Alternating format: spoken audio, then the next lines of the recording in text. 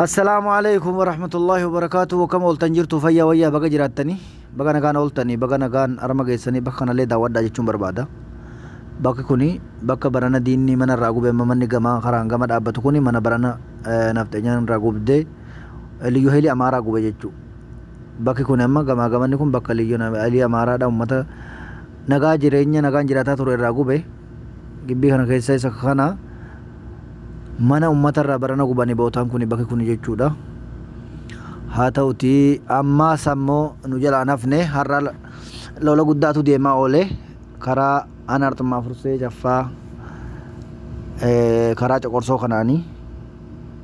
karaa Caffee Biluu jedhamti nan fakkaate bakkitooni. Haa ta'uti gaa waan irra bulee boru oolu gaa walumaan arguuf jirra.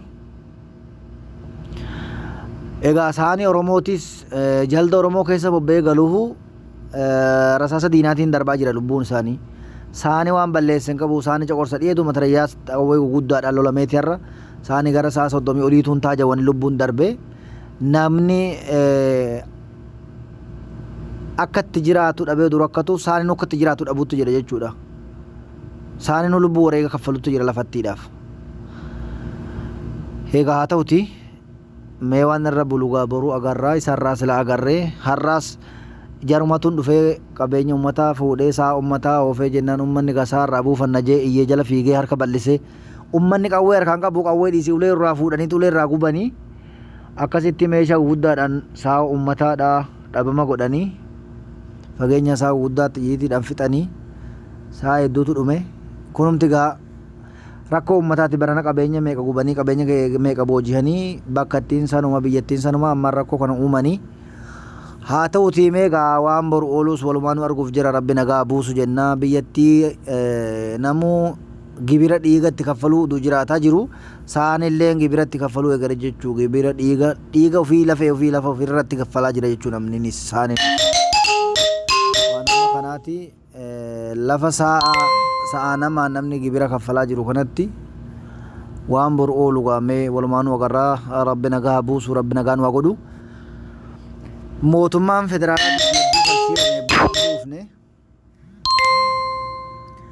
egaa gallabuun adda kutee fakkaata mootummaan ummata isa keenya dhaabuu hin danda'a ummata isa keenya yoo isaan dhaabbatu rasaasaan isin dhaha meeshaa sirraa fuudha garuu jara meeshaa sirraa fuudhu rasaasaan isin dhahu dubbiin tunis hiikaa qabdi gaa yaan akka hiikaatti hiikatan hin beeku rakkoon kun furmaatan argatu ummanni keenya kaleessa jara kanaaf fira ta'eeti wajjin deemee abaabbalaaf yookiin ammoo mataa jala qaqqabatee garaa isaatiif jecha warri deemu ummata keenya fuudheeti lola isaaniif jecha lafa isaaniitiif jecha akka wareega kaffalan godhaa ture jarri immoo saalaa fi kabaja waan hin qabneef tuffii ummata keenya waan qabaniif sa'a lafa dheedaa jiru sa'a Coqorsa dheeduu sa'a ummataa fuudhanii nagaa booressuudhaaf jecha jeequmsa akkanaa kaasanii jechuu